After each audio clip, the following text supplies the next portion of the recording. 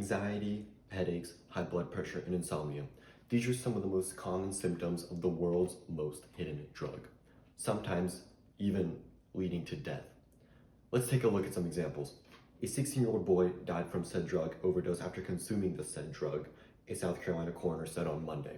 This is from NBC News, occurring in 2017. Let's take a look at another one. Tom Mansfield was no stranger to this drug, but a miscalculation when weighing his said drug sent him into cardiac arrest. This happened in 2022.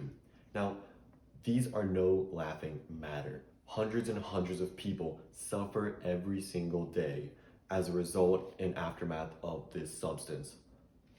Some situations being better than most. A safe amount of the substance, according to the poison control website, is about 400 to 500 milligrams depending on the health of the person, although even 300 milligrams can be toxic, causing nausea, headaches, and increased blood pressure. Well, if it is so bad, then why don't we just ban it? Well, that's because it would be nearly impossible. Due to its widespreadness, it would take decades, maybe even hundreds of years to get rid of it. And just like alcohol in the Prohibition era, it would find its way back into society. So, ladies and gentlemen, here's the argument. Should we keep this drug? Should we limit it or put a limit or completely ban it in total to protect and prioritize public health? A lot of people will say, yes, we should, but I argue against. This drug, although addictive, is not lethal in small doses, and it's been prevalent in society for thousands and thousands of years. So then why keep it? Well, if it were to be banned tomorrow, we'll say even today, then the market would crash. You would see societies and countries going in uprising, and people would have to live a more secretive life, having to smuggle and hide this substance.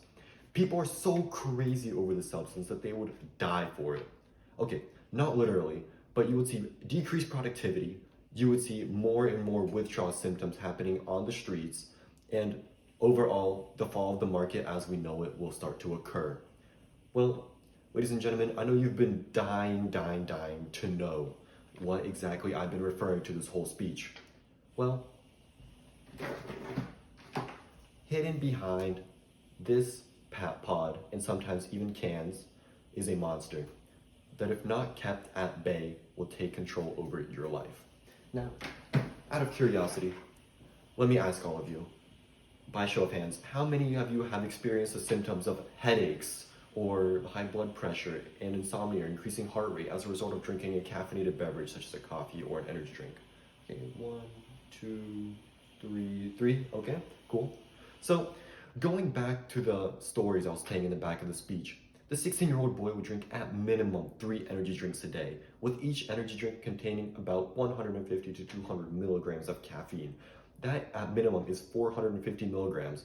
And as I said in the poison control website, the maximum is 400 milligrams, which is already beyond enough for a daily person, especially for a younger individual. On top of that, he would add on a soda and protein powder, which each have their own minimal amounts of caffeine, but can still add on. The man in the second situation, on the other hand, miscalculated his measurements when scooping his pre-workout. Before heading to the gym, he was scooping pre-workout into his drink, into his blender bottle, and he accidentally gave himself a lethal dosage of caffeine found in his beverage. But these stories are not made to fearmonger. If taken into precaution and consumed carefully, caffeine can be an amazing tool to help you focus more on your work and studies and just better stimulate your body and your brain. So, if you do happen to take this dark path of caffeine consumption, please drink responsibly and be safe. Thank you.